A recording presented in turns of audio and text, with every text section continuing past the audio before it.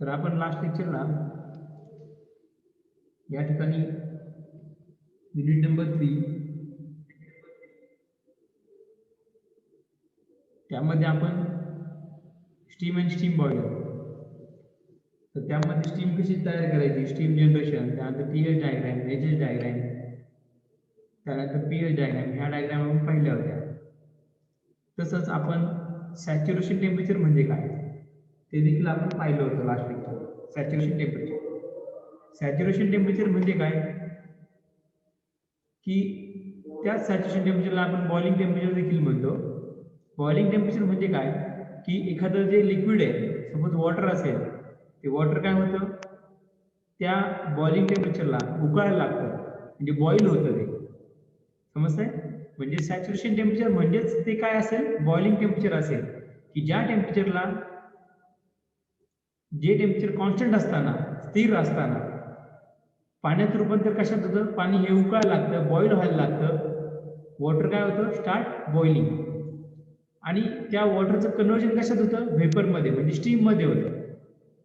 समजते? वॉटर काय होतं, बॉइलिंग तिथं उकळायला सुरुवात होतं आणि ते पाण्याचं रूपांतर कशात होतं, स्टीममध्ये होतं. तर हे जे तापमान असतं, ते बॉइलिंग टेम्परेचर जे काय असतं, ज्या गिवन प्रेशरला, जो काही प्रेशर असेल त्या ठिकाणचा, त्या प्रेशरला, तर ते जे तापमान किंवा ते जे टेम्परेचर असेल त्याला आपण म्हणतो सॅच्युरेशन टेम्परेचर, सॅच्युरेटेड टेम्परेचर. आणि जे वॉटर असेल, पाणी उकळायच्या अगोदर त्या पाण्याचं तापमान किती होईल, सॅच्युरेशन टेम्परेचर होईल. मग त्या पाण्याला, त्या वॉटरला आपण म्हणतो सॅच्युरेटेड वॉटर म्हणतो. आणि ते पाणी पूर्णपणे उकळल्यानंतर त्याची ज्यावेळेस वाफ तयार होईल, त्या वाफेचं देखील तापमान किती असेल, सॅच्युरेशन टेम्परेचर असेल, म्हणजे सॅच्युरेटेड टेम्परेचर असेल त्या वाफेचं देखील. स्टीमचं तापमान काय असेल, सॅच्युरेटेड टेम्परेचर असेल. तर ती जी स्टीम आहे त्या स्टीमला आपण म्हणतो ड्राय सॅच्युरेटेड स्टीम. समजतंय? आणि सॅच्युरेटेड टेम्परेचर म्हणजे कोणतं, की ज्या टेम्परेचरला काय होतं, पाणी उकळायला लागतं आणि पाण्याचं रूपांतर कशात होतं, वाफेमध्ये होतं. आणि ते रूपांतर होत असताना त्या ठिकाणी टेम्परेचर हे कॉन्स्टंट राहतं, हे लक्षात ठेवा.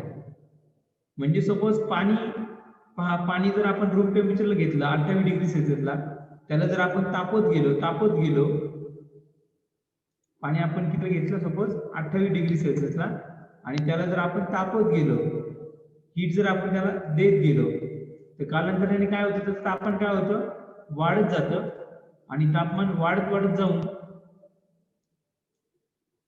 सगळ्यात शेवटी त्याचं तापमान कितीपर्यंत पोहोचेल, त्या पाण्याचं तापमान होईल 100 डिग्री सेल्सिअस. किती होईल, 100 डिग्री सेल्सिअस. त्यानंतर ते पाणी काय व्हायला लागतं, बॉईल व्हायला लागतं. बॉईल म्हणजे ते पाणी काय व्हायला लागतं, उकळायला लागतं. पाणी काय व्हायला लागतं, ते उकळायला लागतं, म्हणजे ते वॉटर गेट बॉईल. समजते? किंवा आपण म्हणू शकतो water start boil, water start boil. मग ते जे टेम्परेचर आहे 100 डिग्री सेल्सिअस, सपोज 1 ॲटमॉस्फेरिक ज्यावेळेस प्रेशर असेल, 1 बार किंवा ॲटमॉस्फेरिक प्रेशर असेल, त्यावेळेस पाणी किती उकळतं, 100 डिग्री सेल्सिअसला. म्हणजे पाण्याचा हायेस्ट टेम्परेचर किती गेलं, 100 डिग्री सेल्सिअस गेलं. त्यानंतर पाणी काय लागतं, उकळायला लागतं, बॉईल व्हायला लागतं. आणि पाण्याचं कन्व्हर्जन कशात व्हायला लागतं, म्हणजे या ठिकाणी वॉटरचं टेम्परेचर किती आहे, 100 आहे. किती आहे, 100. त्याला ते तापायला, त्याच्या पुढे जर आपण त्याला जर हीट दिली त्या पाण्याला, तर पाण्याचं काय होतं, कन्व्हर्जन व्हायला लागतं. काय व्हायला लागतं, कन्व्हर्जन. कशामध्ये, स्टीम मध्ये. That water get converted into steam. मग हे जे कन्व्हर्जन आहे, वॉटर जे बॉइलिंग टेम्परेचरला आहे 100 डिग्री सेल्सिअसला, त्याचं कन्व्हर्जन व्हायला लागतं हळूहळू. आणि सगळ्यात शेवटी संपूर्ण त्या पाण्याचं रूपांतर कशात होतं, स्टीम मध्ये होतं. स्टीम म्हणजे काय, व्हेपर. मग ती जी व्हेपर आहे, त्या व्हेपरचं देखील टेम्परेचर किती होतं, सगळ्यात शेवटी ते 100च असतं. किती असतं, 100 असतं. म्हणजे या ठिकाणी वॉटर कितीला होतं, 100 डिग्री सेल्सिअसला होतं. त्याची स्टीम तयार होताना टेम्परेचर काय राहतं, कॉन्स्टंट राहतं. म्हणजे या ठिकाणी ज्यावेळेस फेज चेंज होते, काय चेंज होते, फेज चेंज. या ठिकाणी फेज चेंज होते. फेज म्हणजे अवस्था. कोणत्याही पदार्थाच्या 3 अवस्था असतात, लिक्विड, सॉलिड, लिक्विड आणि गॅस. म्हणजे या ठिकाणी वॉटर कोणत्या फेज मध्ये, लिक्विड फेज मध्ये. कोणती? Liquid phase. त्यानंतर त्या वॉटरचं काय तयार झालं? स्टीम तयार झाली. तर स्टीम कोणत्या फेज मध्ये? गॅसेस फेज किंवा आपण त्याला व्हेपर फेज म्हणतो. गॅस और व्हेपर फेज म्हणतो त्याला आपण. काय म्हणतो? गॅस और व्हेपर फेज. समजतंय?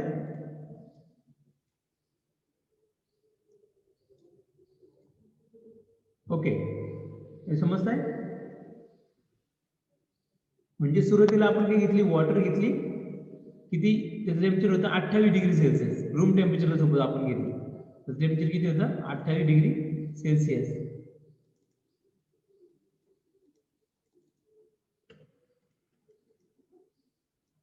सुरुवातीला काय घेतलं आपण? Water 28 degree Celsius. त्याला हिटिंग केलं, त्याचं टेम्परेचर वाढत गेलं 100 पर्यंत. 100 ला काय झालं? ते लिक्विड फेज मध्येच होतं. 28 ला पण ते लिक्विड होतं म्हणजे वॉटर होतं. त्यानंतर 100 ला त्याचं बॉइलिंग स्टार्ट झालं आणि बॉइलिंग स्टार्ट झाल्यानंतर त्या पाण्याचं काय होतं? फेज चेंज होते. काय होते? ती फेज चेंज. फेज चेंज व्हायला लागली आणि फेज चेंज होऊन त्याचं कशात रूपांतर झालं? गॅसेस. आणि फेज चेंज होताना टेम्परेचर काय राहतं? कॉन्स्टंट राहतं. हे लक्षात ठेवा. म्हणजे पदार्थाची एका अवस्थेतून दुसऱ्या अवस्थेत ज्यावेळेस रूपांतर, जसं या ठिकाणी पहा, लिक्विड मध्ये रूपांतर कशात होतं? वेपर मध्ये. म्हणजे लिक्विडचं वेपर किंवा गॅस मध्ये कन्व्हर्जन होताना फेज चेंज होते. त्या ठिकाणी अवस्था चेंज होते. ही अवस्था चेंज होताना टेम्परेचर काय असतं? कॉन्स्टंट राहतं. आणि पहा, याच्या सुरुवातीला टेम्परेचर किती होतं? सॅच्युरेशन टेम्परेचर होतं, बॉइलिंग टेम्परेचर होतं किंवा आपण त्याला सॅच्युरेटेड टेम्परेचर देखील म्हणतो. 100 टेम्परेचर होतं. आणि फेज चेंज होताना टेम्परेचर कॉन्स्टंट राहील. आणि सगळ्यात शेवटी जो गॅस किंवा स्टीम तयार होईल त्या स्टीमचं देखील टेम्परेचर किती राहील? 100 राहील. ओके, समजतंय? म्हणजे या ठिकाणी सॅच्युरेट टेम्परेचर म्हणजे कोणतं टेम्परेचर? सॅच्युरेशन टेम्परेचर म्हणजे हे बॉइलिंग टेम्परेचर आहे की ज्याला पाणी काय झालं? स्टार्ट झालं बॉईल व्हायला, उकळायला लागलं आणि त्या पाण्याचं कन्व्हर्जन कशात झालं? स्टीम मध्ये झालं किंवा व्हेपर मध्ये झालं. मग हे ज्या वेळेस कन्व्हर्जन होत असतं त्यावेळेस टेम्परेचर पहा कॉन्स्टंट आहे. सुरुवातीला किती होतं ते? रूपांतर होण्याच्या अगोदर पाण्याचं वाफेमध्ये ते सुरुवातीला टेम्परेचर होतं 100 आणि फायनल पण किती? 100. म्हणजे या ठिकाणी टेम्परेचर कॉन्स्टंट राहतं. मग ते जे कॉन्स्टंट टेम्परेचर आहे, ज्यावेळेस पाणीचं कन्व्हर्जन होतं वाफेमध्ये किंवा पाणी काय होतं? बॉईल व्हायला लागतं, त्याच टेम्परेचरला आपण बॉइलिंग टेम्परेचर देखील म्हणतो. आणि त्याच टेम्परेचरला आपण काय म्हणतो? Saturated temperature. आणि ते त्या गिव्हन प्रेशरला असणार आहे. म्हणजे या ठिकाणी मी जे 100 डिग्री सेल्सिअस सांगितलं टेम्परेचर, ते कधी आहे? पाण्याचं बॉइलिंग टेम्परेचर ॲटमॉस्फेरिक प्रेशरला. म्हणजे ज्यावेळेस प्रेशर किती असेल? 1 ॲटमॉस्फेरिक किंवा 1 बार प्रेशर असेल किंवा 1 ॲटमॉस्फेरिक प्रेशर, एवढा प्रेशर असेल त्यावेळेस ते 100 लवकर. जर मी प्रेशर वाढवला तर हे बॉइलिंग टेम्परेचर पण काय होतं? इन्क्रीज होतं. लक्षात ठेवा. जर मी 10 बार प्रेशर घेतला त्या वॉटरचा तर त्या ठिकाणी त्याचं जे बॉइलिंग टेम्परेचर आहे ते कदाचित 120 झालेलं असेल. म्हणजे 120 डिग्री सेल्सिअसला पाणी उकळायला लागेल. मग त्यावेळेस सॅच्युरेशन टेम्परेचर किती असेल? 120. पण किती प्रेशरला? 10 बार प्रेशरला. म्हणजे प्रेशर जर वाढत वाढत गेला तर बॉइलिंग टेम्परेचर देखील काय होतं? वाढत वाढत जातं. हे लक्षात ठेवा. ओके, समजलं? त्यामुळे इथे म्हणलंय ऍट गिव्हन प्रेशर. म्हणजे तो जो काही गिव्हन प्रेशर आहे आणि त्या गिव्हन प्रेशरला पाणी ज्या टेम्परेचरला उकळेल, ज्या टेम्परेचरला, म्हणजे जसं प्रेशर चेंज झाला तर बॉइलिंग टेम्परेचर पण चेंज होतं.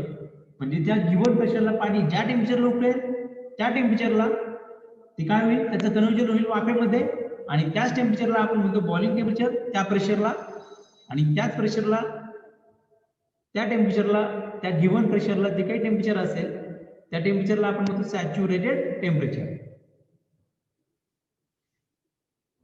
ओके, ही कन्सेप्ट समजली तुम्हाला? त्यानंतर नेक्स्ट कन्सेप्ट आहे सॅच्युरेटेड प्रेशर. जसं सॅच्युरेटेड टेम्परेचर होतं तसंच सॅच्युरेटेड प्रेशर असेल. समजतंय? म्हणजे तुम्हाला एक गिव्हन टेम्परेचर असेल सपोज, जे काय असेल, सपोज कन्सिडर करा या ठिकाणी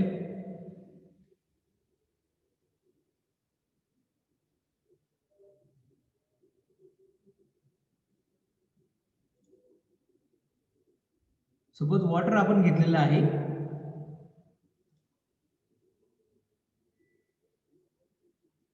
या ठिकाणी एक भांड तुम्हाला दिसतंय, त्या भांड्यामध्ये मी काय घेतो, वॉटर घेतो, पाणी घेतो.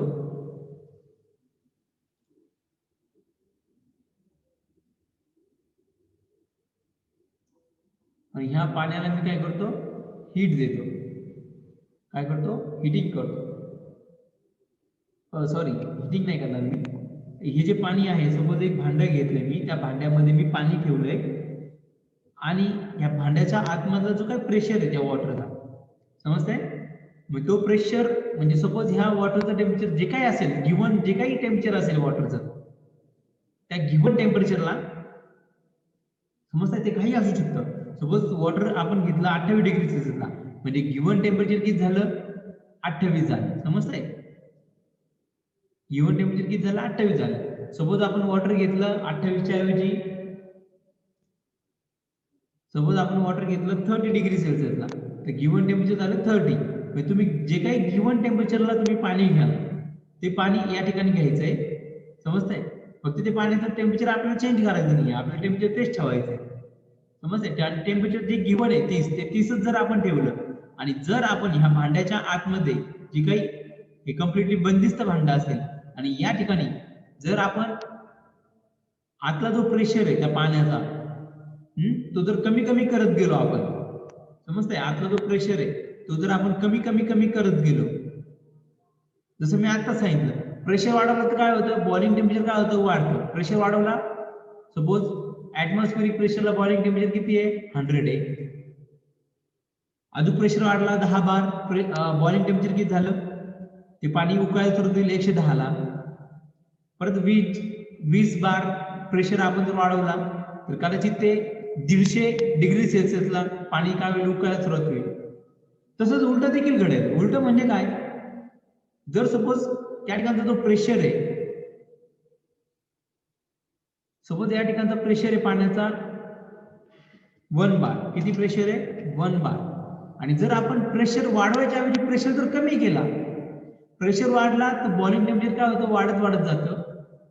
आणि प्रेशर जर कमी केला तर बॉइलिंग टेम्परेचर काय होईल, कमी कमी होत जाईल. सपोज या ठिकाणी कन्सिडर करा 1 बारला ते कितीला उकळतं पाणी, 100 ला उकळतं. जर आपण प्रेशर जर कमी केला, म्हणजे 1 बारच्या ऐवजी किती केला आपण, तो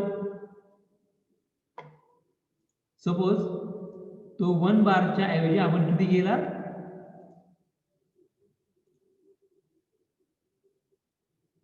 या ठिकाणी 1 बारच्या ऐवजी आपण तो केला 0.9 बार. तर 0.9 बार म्हणजे छोटाच आहे 1 बार पेक्षा. समजतंय? आपण जर प्रेशर जर कमी केला तर काय होईल, पाणी 100च्या ऐवजी किती लवकर येईल, ते 90 लवकर येईल कदाचित. समजतंय? सपोज आपण प्रेशर, एक एक्झाम्पल म्हणून सांगतो तुम्हाला मी, मला या ठिकाणी एक्झॅक्ट व्हॅल्यू माहित नाहीये की एक्झॅक्ट 0.9 बारला पाणी किती लवकर येईल, पण तुम्हाला एक एक्झाम्पल म्हणून सांगतो. जर आपण प्रेशर कमी केला तर बॉइलिंग टेम्परेचर काय होतं, कमी होतं. सपोज 1 बारला ते किती लवकर होतंय, 1 बारला ते उकळते 100 ला, तर 9 बारला तो किती लवकर येईल, 100च्या ऐवजी तो कमी टेम्परेचर लवकर येईल. कमी टेम्परेचर, सपोज एक्झाम्पल म्हणून मी सांगतो, जर मी 90 घेतलं टेम्परेचर, म्हणजे आता पाणी किती लवकर येईल, 90 डिग्री सेल्सिअस लवकर सुरुवात होईल पाणी. कितीला, 90 डिग्री सेल्सिअस. समजतंय? परत पाण्याचं तापमान मी कमी केलं, सॉरी पाण्याचा प्रेशर मी कमी केला. पाण्याचा प्रेशर जर मी सपोज कमी केला, किती केला, तर तो 0.5 बार केला. किती केला, 0.5 बार. म्हणजे या ठिकाणी मी टेम्परेचर चेंज नाही करत आहे, टेम्परेचर तर 30च आहे. पाण्याचं तापमान किती आहे, 30 आहे. समजतंय? सुरुवातीला पण 30 आहे, फायनलला 9 बारला पण 30 आहे, 5 बारला पण किती आहे, 0.5 बारला 30च आहे. म्हणजे मी फक्त प्रेशर कमी करतोय. पहिल्यांदा प्रेशर होता 1 बार, नंतर किती झाला 0.9 बार, नंतर 0.5 बार. म्हणजे हा जो बार जे युनिट आहे ते कशाचं, प्रेशरचं युनिट आहे.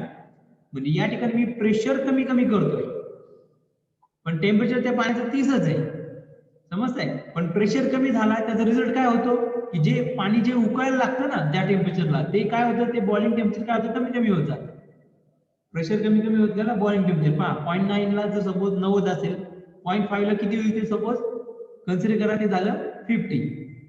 म्हणजे 50 डिग्री सेल्सिअसला पाणी काय होईल, उकळायला लागेल. परत आता मी टेम्परेचर काय करतो, तेच आहे टेम्परेचर 30. आता मी काय करतो, परत प्रेशर कमी करतो. परत ह्या पाण्याचा प्रेशर मी काय केला, कमी केला. पण टेम्परेचर तर 30च ठेवलंय पाण्याचं, फक्त प्रेशर कमी केला. तर प्रेशर कमी झाल्यामुळे त्याचं बॉइलिंग टेम्परेचर काय होतं, कमी कमी होत जातं. सपोज आता मी प्रेशर केलाय 0.3 बार, समजतंय. मग आता पाणी किती उकळायला लागेल, 0.5 ला 50 होतं, 0.3 ला किती उकळेल ते 30 डिग्री सेल्सिअसला ते पाणी काय उकळायला लागेल. मग मला सांगा, आपलं पाण्याचं तापमान किती होतं सुरुवातीला, 30 होतं आणि शेवटी पण 30 आहे. फक्त आपण काय केलं, प्रेशर कमी कमी करत गेलो आणि प्रेशर कमी करण्याचा इफेक्ट काय झाला की ते पाणी जे उकळायला लागतं ते टेम्परेचर देखील काय होतं, त्या रिस्पेक्टिव्ह कमी कमी प्रेशरला ते कमी कमी होत जातं. म्हणजे या ठिकाणी आता पाण्याचं टेम्परेचर किती आहे, आपल्या 30 आहे. प्रेशर तर आपला किती आता 0.3 बार आहे. म्हणजे 0.3 बारला देखील पाणी 30 डिग्री सेल्सिअसला हे त्याचं बॉइलिंग टेम्परेचर आहे 0.3 बारला. म्हणजे पाणी काय होतं, ऑटोमॅटिक उकळायला लागतं. पाण्याचं तापमान तर 30च आहे, पण आपण काय केलं, प्रेशर कमी केला. प्रेशर सुरुवातीला होता 1 बार, तो कमी केला 0.9 बार, नंतर 0.5 बार, नंतर 0.3 बार. म्हणजे प्रेशर कमी केल्यामुळे त्या पाण्याचं काय होतं, जे बॉइलिंग उकळण्याचं जे तापमान असतं त्यावेळेचं ते काय झालं, कमी झालं. पाण्याचं तापमान तर दिसत होतं.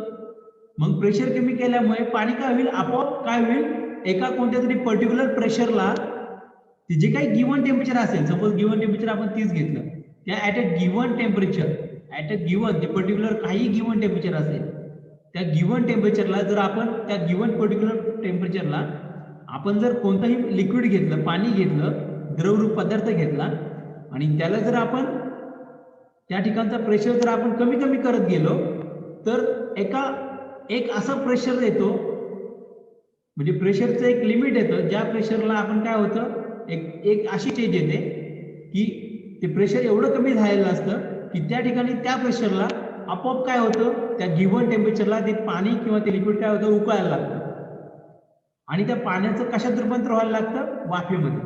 मग हे जे पाणी आहे त्या पाण्याचं कशात रूपांतर होईल, वाफे. आणि किती होईल, त्या 30 डिग्री सेल्सिअसलाच व्हायला लागेल. समजते. हळूहळू काय होईल, या ठिकाणचं पाणी काय होईल, कमी कमी होईल आणि वरती काय होईल, वाफ जमा व्हायला लागेल इथे. समजतंय. मग हा जो प्रेशर आहे, समजतंय, आपण त्या गिव्हन टेम्परेचर तर सेमच ठेवलं 30, सगळीकडे ते सेम ठेवलं. मग त्या गिव्हन टेम्परेचरला आपण जर प्रेशर कमी कमी करत गेलो, म्हणजे एका पर्टिक्युलर प्रेशरला काय होतं, समजतंय, एक पर्टिक्युलर तुम्हाला एक प्रेशर भेटतो, जसं या ठिकाणी 0.3 बार भेटला, त्याला काय झालं, ते पाणी काय झालं, उकळायला लागलं आणि पाण्याचं कन्व्हर्जन कशात झालं, वाफेमध्ये झालं. मग तो जो प्रेशर आहे त्या प्रेशरला आपण काय म्हणतो, सॅच्युरेटेड प्रेशर. समजतंय. सॅच्युरेटेड प्रेशर म्हणजे काय, की असा प्रेशर की ज्या प्रेशरला काय होतं, water change its phase from liquid state to vapour state. समजतंय. या ठिकाणी वॉटरचा पहा, आपण प्रेशर काय झालं, कमी कमी करत गेलो आणि पर्टिक्युलर तुम्हाला एक असं प्रेशर भेटलं, दिसतंय या ठिकाणी तुम्हाला एक असं प्रेशर भेटलं. पहा, saturation pressure is a pressure, म्हणजे ते एक असं प्रेशर आहे की ज्या प्रेशरला वॉटर काय होतं, चेंज होतं, चेंजेस करतं त्याची phase from liquid phase two vapour state. म्हणजे त्या लिक्विड वॉटरचं लिक्विड मधून त्याचं कशात रूपांतर होईल, स्टीम मध्ये रूपांतर होईल. मग ते जे प्रेशर आहे, ते पर्टिक्युलर जे काही प्रेशर आहे त्या गिव्हन टेम्परेचरला, तो जो काही प्रेशर असेल त्या प्रेशरला आपण म्हणतो सॅच्युरेटेड प्रेशर. समजलं. याची डेफिनेशन देखील तुम्हाला विचारलेली फ्रिक्वेंटली, ती देखील लक्षात ठेवा.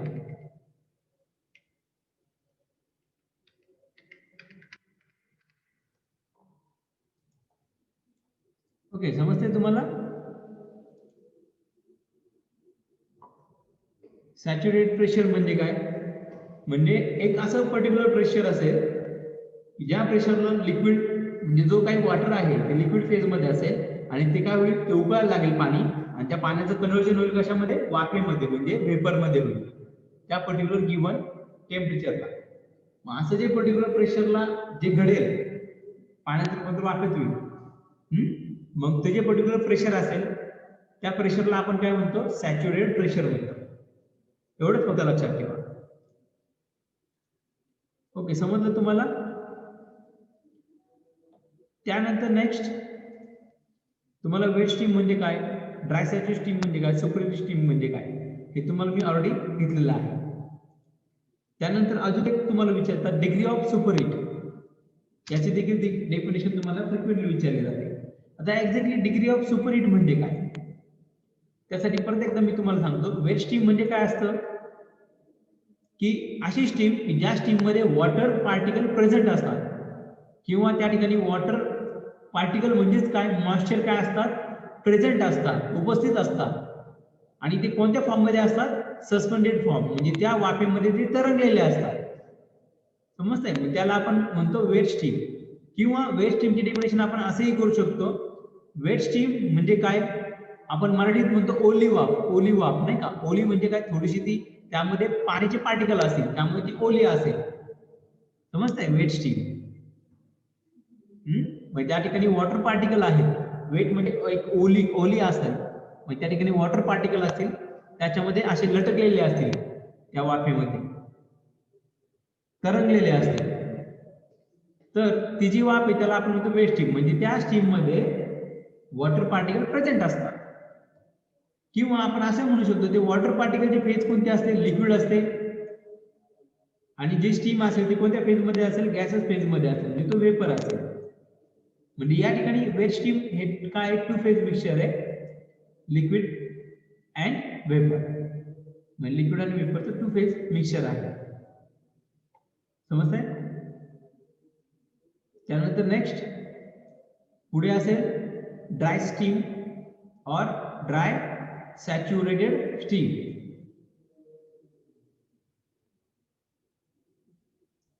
आता या ठिकाणी ड्राय स्टीम म्हणजे काय, ती पूर्णपणे कोरडी आहे. कोरडी म्हणजे ड्राय असणे. कोरडी म्हणजे काय, त्या ठिकाणी वॉटर पार्टिकल असतील का, मग नसतील, म्हणजे ती ओली नाहीये, ती पूर्णपणे ड्राय म्हणजे सुकलेली आहे, पूर्णपणे वाळलेली आहे, किंवा आपण त्याला काय म्हणतो, कोरडी आहे ती, म्हणजे पूर्णपणे ड्राय. म्हणजे ड्राय म्हणजे काय, त्याचं नावच आहे, म्हणजे त्या ठिकाणी वॉटर पार्टिकल काय असतील, ऍब्सेंट असतील. समजतंय? म्हणजे आपण म्हणू शकतो when steam does not content moisture. Moisture म्हणजे वॉटर पार्टिकल. समजतंय? आणि त्या स्टीमचं टेम्परेचर किती असेल, सॅच्युरेशन टेम्परेचर असेल, त्यावेळेसच आपण त्याला म्हणतो ड्राय सॅच्युरेटेड स्टीम. म्हणजे नावच आहे. ड्राय म्हणजे काय, कोरडी म्हणजे वॉटर पार्टिकल ऍब्सेंट. सॅच्युरेटेड म्हणजे काय, त्याचं टेम्परेचर काय आहे, सॅच्युरेटेड टेम्परेचर आहे त्या स्टीमचं. समजतंय का? मग त्या स्टीमला आपण म्हणतो ड्राय सॅच्युरेटेड स्टीम. नावच आहे. ड्राय म्हणजे काय, वॉटर पार्टिकल ऍब्सेंट असणे. सॅच्युरेटेड म्हणजे काय, त्याचं टेम्परेचर किती स्टीमचं, सॅच्युरेटेड टेम्परेचर आहे. त्यामुळे या ठिकाणी ड्राय सॅच्युरेटेड स्टीमला आपण म्हणतो त्याच्यामध्ये वॉटर पार्टिकल ऍब्सेंट असतील, किंवा that steam does not content water particle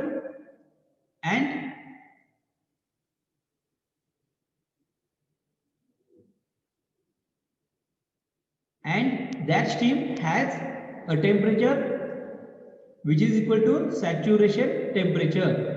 म्हणजे त्याचं टेम्परेचर किती असेल, सॅच्युरेटेड टेम्परेचर असेल त्या स्टीमचं. समजतंय? त्याला आपण म्हणतो ड्राय सॅच्युरेटेड स्टीम म्हणतो. इथपर्यंत समजलं? त्यानंतर नेक्स्ट कन्सेप्ट आहे सुपरहीटेड स्टीम.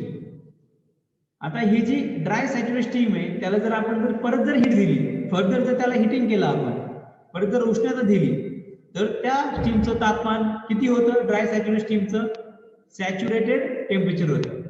मग त्या स्टीमचं तापमान काय होईल, त्या ड्राय सॅच्युरेटेड स्टीमचं टेम्परेचर जे आहे, सॅच्युरेटेड स्टीम सॅच्युरेटेड टेम्परेचर आहे, ते तापमान काय होईल, वाढत जाईल. समजतंय? ते तापमान काय होईल, म्हणजे हे सॅच्युरेटेड टेम्परेचर जे आहे ते काय होईल, वाढत जाईल. म्हणजे ती स्टीम सॅच्युरेटेड स्टीम राहील का, राहणार नाही. सॅच्युरेटेड स्टीम म्हणजे त्या स्टीमचं टेम्परेचर सॅच्युरेटेड टेम्परेचरच पाहिजे, तरच त्या स्टीमला आपण म्हणतो सॅच्युरेटेड स्टीम. आणि जर त्या स्टीमचं तापमान, जर त्या स्टीमला आपण परत हिटिंग केलं, हिटिंग केल्यामुळे तिचं तापमान जर वाढत जाईल, आणि म्हणजे सॅच्युरेशन टेम्परेचर पेक्षा तिचं तापमान काय होईल, जास्त जाईल. मग ती स्टीम सॅच्युरेटेड स्टीम न राहता ती स्टीम काय होते, सुपर हिटेड स्टीम होते. काय होते ती स्टीम, सुपर हीट. मग ती अजून जास्त हीट तिला भेटते, त्याची उष्णता अजून जास्त जास्त असते त्यामध्ये, त्यामुळे तिला आपण म्हणतो सुपर हिटेड स्टीम. समजतंय? म्हणजे ड्राय सॅच्युरेटेड स्टीमचं कशात कन्वर्जन होईल मग, सुपर हीट स्टीम. म्हणजे याचा अर्थ काय समजतं की सुपर हीट स्टीमचं तापमान किती असेल, सॅच्युरेशन टेम्परेचर पेक्षा किती असेल, जास्त असेल. समजतंय? मग अशी जी स्टीम आहे, ज्या स्टीमचं समजतंय, steam whose temperature is more than saturation temperature. मग सॅच्युरेशन टेम्परेचर पेक्षा ज्या स्टीमचं तापमान काय आहे, जास्त आहे, त्या स्टीमला आपण म्हणतो सुपर हिटेड स्टीम म्हणतो. समजलं? त्याला काय म्हणतो आपण, सुपर हिटेड स्टीम म्हणतो. मग सुपर हिटेड स्टीम म्हणजे काय समजलं, कोणत्या स्टीमला सुपर हिटेड स्टीम म्हणायचं, अशी स्टीम ज्या स्टीमचं टेम्परेचर काय आहे, सॅच्युरेशन टेम्परेचर पेक्षा तिचं टेम्परेचर जास्त असेल, मग त्या स्टीमला आपण म्हणतो सुपर हिटेड स्टीम. ओके, समजलं? ह्या डेफिनेशन तुम्हाला फ्रिक्वेंटली विचारलं जातं, त्यामुळे ह्या डेफिनेशन लक्षात ठेवा. त्यानंतर अजून एक कन्सेप्ट आहे, डिग्री ऑफ सुपरहीट. आता डिग्री ऑफ सुपरहीट म्हणजे काय, तर लक्ष द्या, या ठिकाणी जी सुपर हिटेड स्टीम आहे, समजतंय, आणि सुपर हिटेड स्टीमच्या अगोदर ती कोणती होती, सॅच्युरेटेड स्टीम होती. मग त्या सॅच्युरेटेड स्टीमला आपण हीट केलं, हीट केल्यानंतर तिचं कशामध्ये कन्वर्जन झालं, सुपर हिटेड स्टीम मध्ये. म्हणजे ड्राय सॅच्युरेटेड स्टीमचं ज्यावेळेस सुपर हिटेड स्टीम मध्ये रूपांतर होतं, त्यावेळेस काय होतं, सॅच्युरेशन टेम्परेचर पेक्षा त्याचं टेम्परेचर काय होतं, सुपर हिटेड स्टीमचं जास्त असतं. मग ते कितीने जास्त आहे, समजतंय? मग ते कितीने जास्त आहे, म्हणजे suppose dry saturated temperature suppose consider करा 100 डिग्री सेल्सिअस आहे. किती आहे, 100 डिग्री सेल्सिअस. आणि जर आपण त्या सॅच्युरेटेड स्टीमला, त्या स्टीमचं टेम्परेचर किती होतं, 100 डिग्री सेल्सिअस होतं. त्याला जर आपण हिटिंग केलं, आणि हिटिंग केल्यानंतर त्या स्टीमचं सपोज तापमान वाढलं, सपोज तापमान किती झालं, आता ते 110 झालं. मग मला सांगा सॅच्युरेशन टेम्परेचर किती आहे, 100 आहे. मग ज्यावेळेस स्टीमचं तापमान किती असतं, सॅच्युरेशन टेम्परेचर असतं, म्हणजे 100 असतं, त्यावेळेस आपण त्याला काय म्हणतो, सॅच्युरेटेड स्टीम म्हणतो. बरोबर? पण जर आपण त्या स्टीमला जर हिटिंग केलं, हिटिंग केल्यामुळे त्याचं टेम्परेचर आता सॅच्युरेटेड टेम्परेचर राहिलं का, तर नाही राहिलं, त्यापेक्षा त्याचं टेम्परेचर काय झालं, वाढलं. म्हणजे याचा अर्थ ती स्टीमचं टेम्परेचर सॅच्युरेशन टेम्परेचर पेक्षा जास्त गेलं. म्हणजे ती स्टीम आता सॅच्युरेटेड स्टीम राहिली का, नाही राहिली. म्हणजे ती स्टीम कोणती झाली, आता सुपर हिटेड स्टीम झाली. समजतंय? आणि सुपर हिटेड स्टीमचं मग तापमान किती झालं, 110. मग सॅच्युरेशन टेम्परेचर किती होतं, 100 होतं, आणि सुपर हिटेड स्टीमचं टेम्परेचर किती, 110.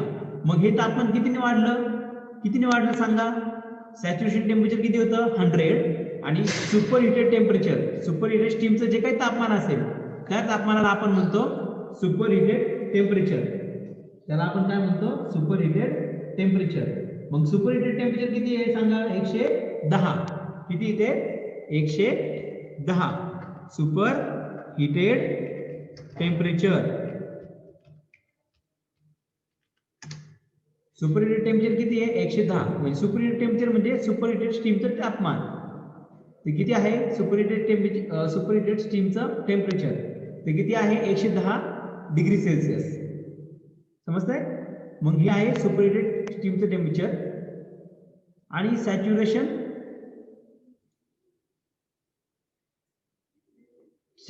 टेम्परेचर किती आहे, 100 डिग्री सेल्सिअस. म्हणजे सॅच्युरेशन टेम्परेचर पेक्षा सुपर हिटेड स्टीमचं तापमान कितीने जास्त आहे सांगा, तर 10ने जास्त आहे. समजतंय? सॅच्युरेशन टेम्परेचर पेक्षा सुपर हिटेड स्टीमचं तापमान कितीने जास्त आहे, 10ने. मग हा जो 10 आहे, समजतंय, हा जो डिफरन्स आहे, कशामधला डिफरन्स आहे, सुपर हिटेड स्टीमचं टेम्परेचर आणि ड्राय सॅच्युरेटेड स्टीमचं जे तापमान आहे, सॅच्युरेशन टेम्परेचर आहे, म्हणजे ते सॅच्युरेशन टेम्परेचर आणि जे सुपर हिटेड स्टीमचं टेम्परेचर आहे, त्या दोघांमधला जो डिफरन्स येतो, जो फरक येतो, त्या फरकाला आपण काय म्हणतो, डिग्री ऑफ सुपरहीट. समजलं काय म्हणतो आपण? Degree of superheat. याची जर डेफिनेशन करायची असेल तर आपण असंही म्हणू शकतो, सुपरहीटेड स्टीमचं तापमान ड्राय सॅच्युरेटेड स्टीमच्या तापमानापेक्षा कितीने जास्त आहे. म्हणजे सपोज ड्राय सॅच्युरेटेड स्टीमचं तापमान किती होतं? 100 डिग्री सेल्सिअस होतं. आणि सुपर हिटेड स्टीमचं तापमान किती आहे? 110 डिग्री सेल्सिअस. मग सुपर हिटेड स्टीम ही सॅच्युरेटेड स्टीम पेक्षा सुपर हिटेड स्टीमचं तापमान कितीने जास्त आहे? तर कितीने जास्त आहे ते 100 आणि इथे किती आहे? 110. म्हणजे किती जास्त आहे? फक्त ते 10 ने जास्त आहे. ओके. किंवा ह्या दोन्ही ज्या स्टीम आहेत त्या दोन्ही स्टीमचं जर टेम्परेचर आपण घेतलं, त्यामधला जर फरक जरी काढला, म्हणजे या ठिकाणी पहा 100 टेम्परेचर, या ठिकाणी किती? 110. म्हणजे 110 वजा 100, त्या दोघांमधला फरक, तो डिफरन्स, त्याला देखील आपण काय म्हणतो? Degree of superheat. किंवा सुपरहीटेड स्टीमचं तापमान ड्राय सॅच्युरेटेड स्टीमच्या तापमानापेक्षा कितीने जास्त आहे. मग ती जी अमाऊंट असेल त्या अमाऊंटला आपण काय म्हणतो? डिग्री ऑफ सुपरहीट म्हणतो. समजलं? किंवा तुम्ही असं म्हणू शकता, degree of superheat is defined as difference between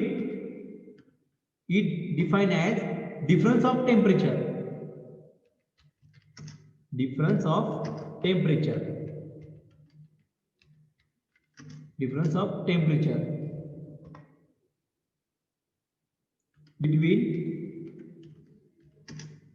Difference of temperature between superheated steam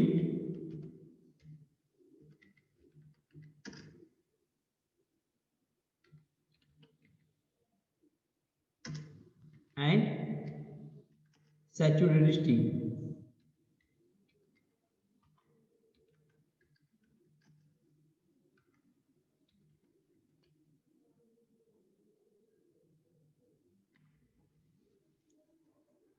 okay, समजताय?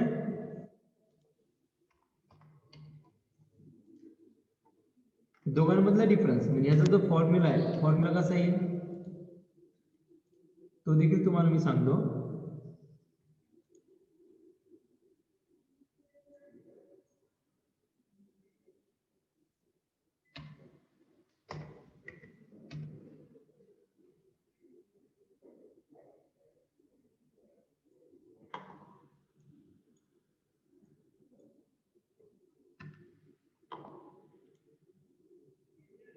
Okay student, तुम्हाला फॉर्म्युला म्हणजे काय फॉर्म्युलामध्ये?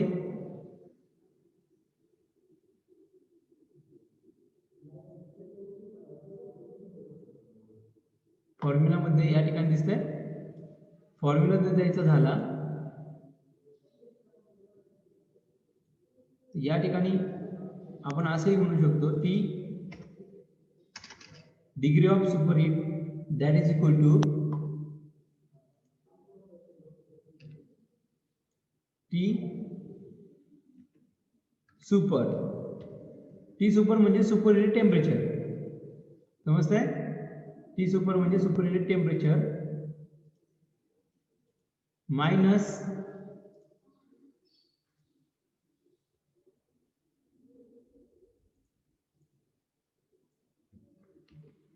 T saturated temperature. म्हणजे या ठिकाणी सॅच्युरेटेड टेम्परेचर किती आहे? टी सॅट असा आपण सिंबल घेतला. समजतंय? टी आपण काय घेतला? सॅट.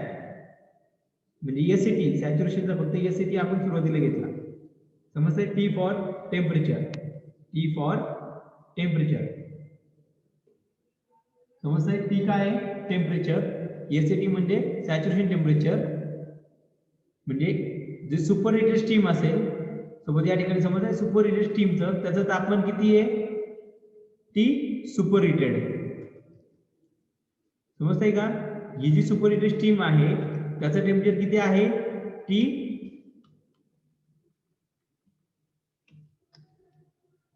सुपरहीटेड हे त्याचं तापमान आहे. आणि सॅच्युरेटेड स्टीम जी आहे त्याचं तापमान किती आहे? T saturated. म्हणजे टी सॅच्युरेटेड हा सिंबल आपण या ठिकाणी यूज करतो. सॅच्युरेटेड स्टीमचं तापमान असेल म्हणजे सॅच्युरेशन जे टेम्परेचर आहे त्यासाठी आपण सिंबल काय यूज करतो? टी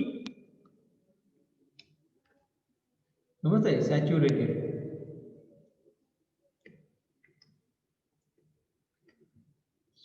समजतंय हे तापमानाचे जर आपण सिंबल घेतले, समजतंय सॅच्युरेशन टेम्परेचर आणि टी सुपरहीट ह्या दोघांमधला जो फरक आहे, तो डिफरन्स म्हणजे काय येईल आपल्याला डिग्री ऑफ सुपरहीट मिळेल. किंवा तुम्ही असेही लिहू शकता, degree of superheat is defined as amount, ही एक अमाऊंट आहे बाय विच सुपरहीटेड, किंवा तुम्ही असेही म्हणू शकता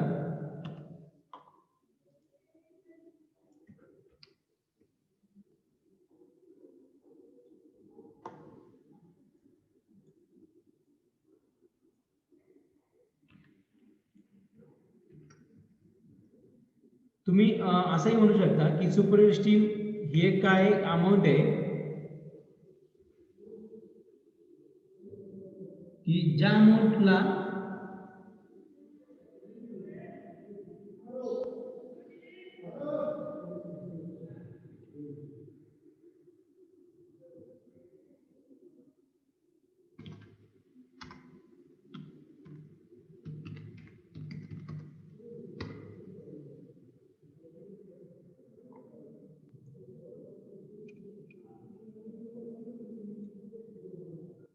ओके, तुम्ही काय म्हणू शकता या ठिकाणी असंही डिफिनेशन करू शकता, degree of superheated is defined as amount,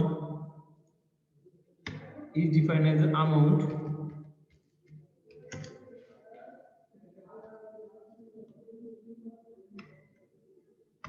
is defined as amount by which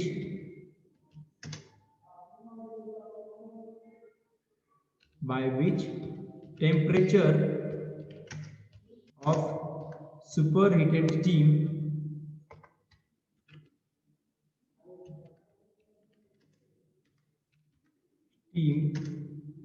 is more than or greater than, किंवा आपण इथे ग्रेटर दॅन पण यूज करू शकतो, ग्रेटर दॅन सॅच्युरेशन टेम्परेचर.